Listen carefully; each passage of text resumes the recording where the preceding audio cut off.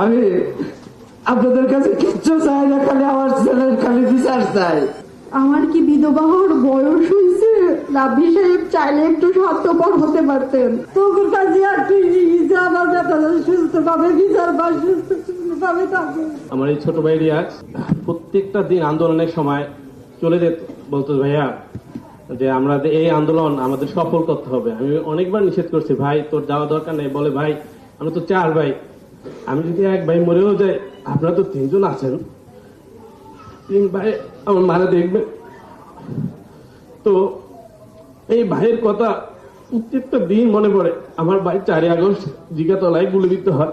আমাদের একটাই দাবি, শহীদ পরিবারের আমরা 836 জন শহীদ পরিবার আমাদের গ্যাজেট এবং MIS-এ আসছে, কিন্তু আমাদের অতি শীঘ্রই আমাদের জুলাই সনদটা আপনাদের কাছে আমাদের বিশেষ অনুরোধ, এবং আমাদের প্রত্যেকটা শহীদ পরিবারের দিকে আপনারা দৃষ্টি লক্ষ্য রাখুন। আমার সন্তান সহ যত শহীদ সন্তান আছে তারা তো এই দেশকে ফ্যাসিবাদ মুক্ত করার জন্য আন্দোলন করেছিল, এই দেশের মানুষের বাক স্বাধীনতাকে ফিরিয়ে আনার জন্য আন্দোলন করেছিল। আমাদের যে সরকার আছে, আমরা ভেবেছিলাম এই সরকার আমাদের সন্তানদের বিচার করবে, কিন্তু 1 বছর অতিবাহিত হতে যাচ্ছে, এখনো পর্যন্ত আসামিরা ঘুরে বেড়াচ্ছে, আসামি গ্রেপ্তার করতেছে না। ছেলে তো আর ফিরে পাবো না, আর যদি 100 কোটি টাকা দেয় কোনো লাভ হবে না, ছেলে তো আর আসবে না। আমি শহীদ কাউসার হোসেন বিজয়ের বাবা।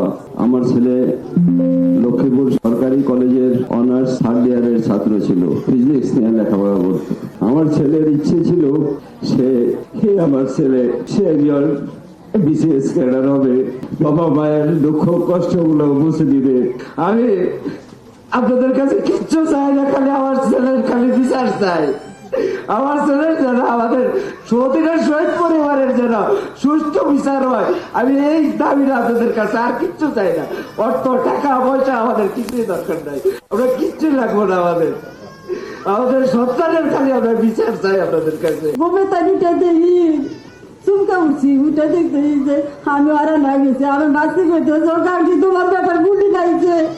আমি বলছি আমার বাবার গুলি খাইছে, ভালো হয়েছে, বাবার ব্যাপার না করলে কত দাও। বাবা গেল, বাবা বুঝে শ্বশুরে দিয়ে গেল, বাবার বেটা শ্বশুরে দিয়ে গেল, বেটা করলো না। মা আমি চির বিদায় হয়ে গেলাম, বাবা তুমি মাফ করে দেওয়া। মা আমার বেটা বেটার মতো গিয়ে ওঠে না, আমার সোনাই আমার পাখি তোর কাছে আর কি আমার বেটা সুস্থ ভাবে বিচার বা সুস্থ ভাবে থাকে।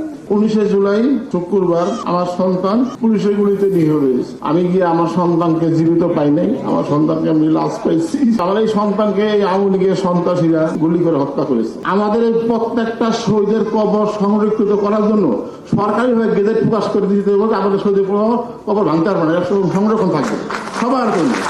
সে যে নিজেকে শহীদ করে স্মরণীয় করবে এটা তো আর বুঝতে পারিনি। আমার কি বিধবা হওয়ার বয়স হয়েছে? রাব্বি সাহেব চাইলে একটু স্বার্থপর হতে পারতেন। আমি চাই প্রিয় অভিভাবক তারেক রহমান ভাইয়া আমার বাচ্চার অভিভাবক হয়ে থাক, কারণ আমি অভিভাবক শূন্য, আমার কোনো ভাই নেই, আমার আব্বা বিছনায়, আমি রন্ধে সমস্যার সম্মুখীন হতে থাকি। আমি চাই ভাইয়া আমার সকল সমস্যার সমাধান করার জন্য সবসময় পাশে থাকবে।